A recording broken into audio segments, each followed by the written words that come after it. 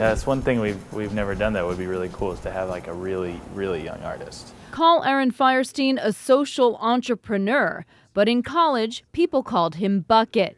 The name stuck, and when he started using Sharpies to doodle on sneakers and sell them while at the University of Oregon, Bucketfeet was born. It was a beer money business until graduation in 2007.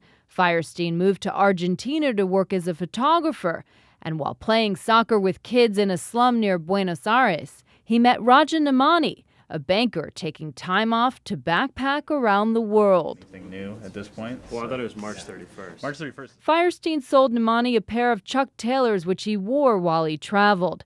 Nemani eventually landed in Dubai at a private equity job, but wanted to take Bucketfeet to the next level. Yeah, really the light bulb moment was reaching out to Aaron, having no clue what this guy that I had known for honestly a few months in person was going to say, and him sort of saying, let's do it. And it sort of became real, and I quit my job, he quit his job. I had this experience in Brazil where I was photographing graffiti artists from the favelas, and still to this date, you know, I think those guys are some of the most talented, you know, just great artists that I've ever met. And so they were the first ones that I sort of brought on board, not just because I thought their art was so cool, but I thought their story was really great. In spring 2011, Bucketfeet began with this simple mission: make canvas shoes with designs from artists all over the world, giving them exposure they would not otherwise win. Each pair sold would come with the artist's story and pay them a $1 per pair royalty. We view our shoes and any products that we do in the future as sort of this platform to really bring awareness to these artists, give them exposure in different parts of the world and to different people, and to create connections between our consumers and artists. We've found the artists that really understand the value of their art traveling around the world, you know, beyond just the monetary sort of implications of it. Some have compared Bucketfeet to Threadless, which crowdsources ideas for its products. But Bucketfeet views itself as more of a curator. I sort of understand what works really well on a shoe from an artistic perspective. And so I really try to work hand in hand with the artists to create images and prints and things that work really, really well on shoes. Their mission may be simple, but starting the business was not. How did two people with no experience in fashion or retail start making footwear? They found the answer from a friend who introduced them to Chinese sourcing giant Li & Fung. What it means for us now is that we're able to scale. So for a startup, you know, growth is a great thing, but it can also sort of ruin your company if you can't scale properly. With Li & Fung, we're able to scale and grow, and I think that's been one of the big reasons for our success to date. Firestein and Nemani started with $50,000 of their own savings and convinced Li & Fung to produce a small number of shoes based on Firestein's designs. Last year, Bucketfeet set up shop in the co-working space Catapult.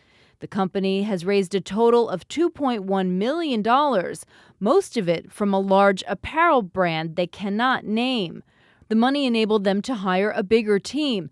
They now have 6 full-time employees, including President and COO Bobby Stevens, a former retail consultant. And see, like, let's give me some no's here. Stevens will help them focus on their goal of having half their sales this year come from e-commerce, a quarter international, and a quarter from U.S. retail outlets.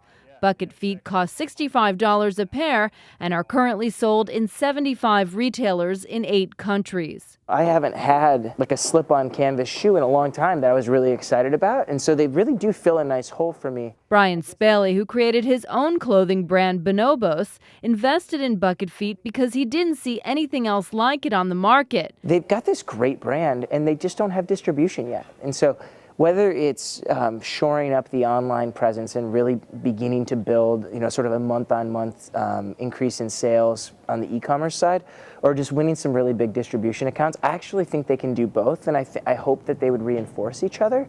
But I think it's really just comes down to sales. Bucketfeet wants to add to its roster of retailers like City Souls in Wicker Park to carry its latest styles. They will be debuting more than 24 designs for summer and fall from artists all over the world, including Japan, for the first time. They declined to offer specifics, but Nemani says revenue has tripled since they started 2 years ago. They hope to break even or be slightly profitable in 2014 and ultimately achieve the holy grail of social entrepreneurship, a scalable business that makes money. We want to be a global brand. We want to expand our product offering. We're working on some creative, big ideas from an online perspective in terms of staying ahead of the digital curve when it comes to e-commerce. But in 5 years, we expect to be $100 million plus brand. You know, we're dreaming big and hope we get there. This is Lisa Leiter for Crain Chicago Business.